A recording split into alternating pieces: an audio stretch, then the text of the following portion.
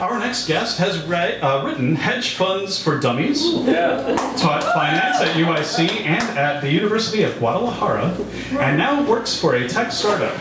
She grew up in Ohio, lives here. Please put your hands together for Ann C Logue.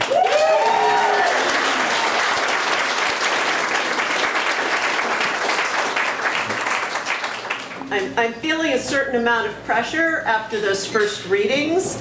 Also, I think it's very cool that I have friends here from college. I have friends here from my job, so I feel like I have people from many, many stages of my life, and that's very cool.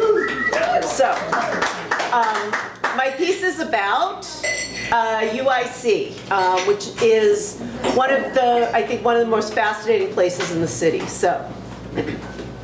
The University of Illinois at Chicago campus is ugly. Let's just get that out there.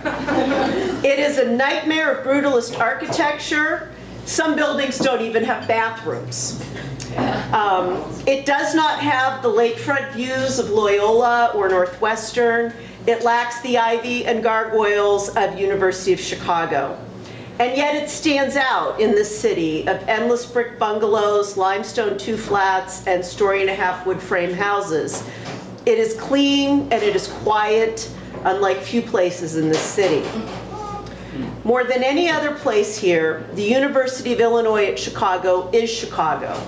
As the 7th most diverse college in the United States, according to the 2019 U.S. News and World Report ranking, it is one of the very few places in this very segregated city where people come together.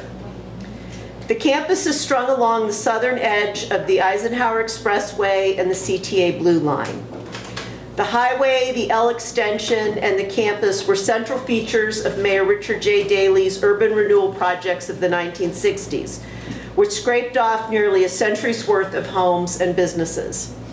But as with the coyote, the great ethnic neighborhoods will not be held back by a little concrete. I taught finance at UIC from 2001 to 2017. I was usually assigned the large introductory courses, and I saw the diversity of the students.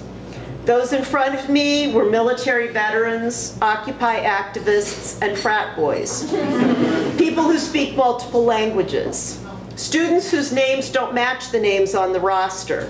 Some preferred a more Americanized version of their given name. Others were transgender. Students who take the train from the suburbs, who live on campus, who drive to campus after they drop their kids off at school. Some show up late after working overnight at UPS.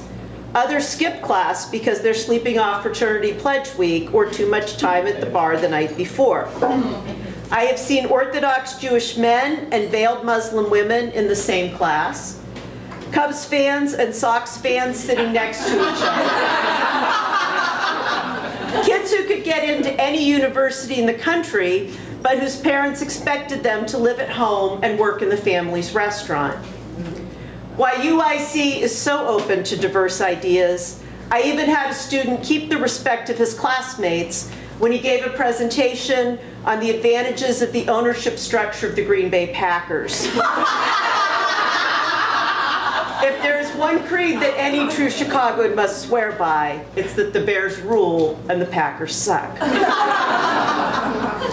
main tourist site on campus is the Jane Addams Hull House Museum at 800 South Halsted. Jane Addams won the 1931 Nobel Peace Prize for creating the field of social work, and the open spirit on campus is her legacy. When Hull House was built, the neighborhood was a fashionable suburban getaway.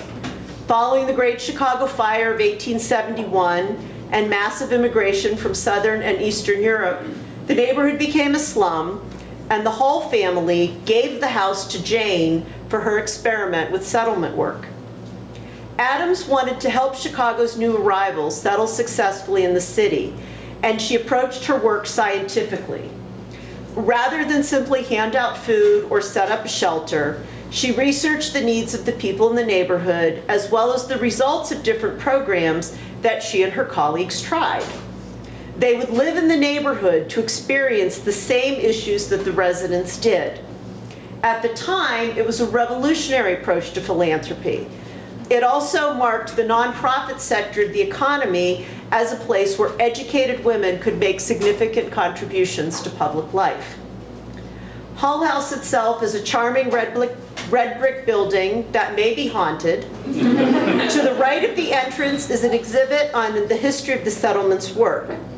There's a relief model of Hull House and its building as they were in Jane Addams' time. And you can see how much of the area has been turned over to the campus and to cars. The area was raised piece by piece for the construction of the Eisenhower and the UIC campus, with Hull House and its residents' dining room being the sole survivors of that complex by the time the campus opened in 1965. The settlement house movement had a profound effect on American life. As the Second Industrial Revolution took hold, some Americans were coming into untold wealth, and a large middle class was emerging. There were plutocrats with money to donate, and a lot of women, who were often the plutocrats' daughters, who had education and drive. Around the country, programs modeled on Hull House were established and staffed by the likes of Eleanor Roosevelt and Mary Astor. Our economy still relies on volunteers, usually women, to support cultural, charitable, and civic life. UIC itself was conceived as a commuter school following the passage of the GI Bill after World War II. People would show up, go to class or work, and go home. But the campus has since become a thriving institution with some residential students, and depending on the day and time you visit, you can see rotating art exhibits at the African American Cultural Center, an amazing mural at the Latin American Cultural Center, student plays at the theater, UIC Flames basketball, baseball, and soccer games, and concerts at the UIC Pavilion, which is now the Credit Union One Pavilion. Got that. Yeah. Surrounding campus are the remnants of the ethnic communities of Addams' time: Greektown, Maxwell Street, Little Italy. To the north of campus, across the highway along Halstead, is Greektown, where you can have lunch at the Artopolis Bakery or Melly, and you can take a peek at the Athenian Candle Company at 300 South Halstead, a family-run business founded in 1922 that continues to supply light to Chicago's churches. Little Italy is mostly along Taylor Street these days, south of UIC, but there are two culinary gems that are practically on campus.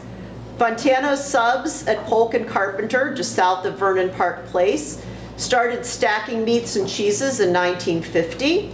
It has fueled those driving bulldozers for the urban renewal, operating cranes for the campus construction, those cramming for midterms, and those rushing back to the office to write yet another memo.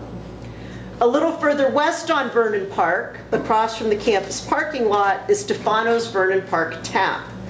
One legend has it that lemon chicken Vesuvio was invented there. Another has it that it escaped demolition during urban renewal because it was a favorite spot of the first Mayor Daley.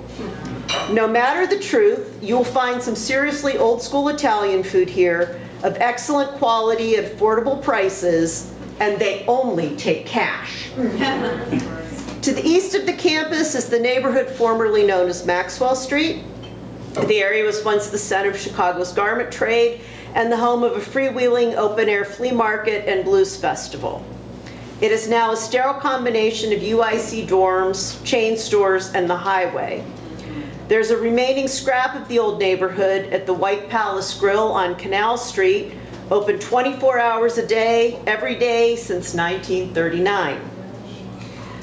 Although the best food is off campus, your last view of UIC should be Student Center East, which is just north of Hull House.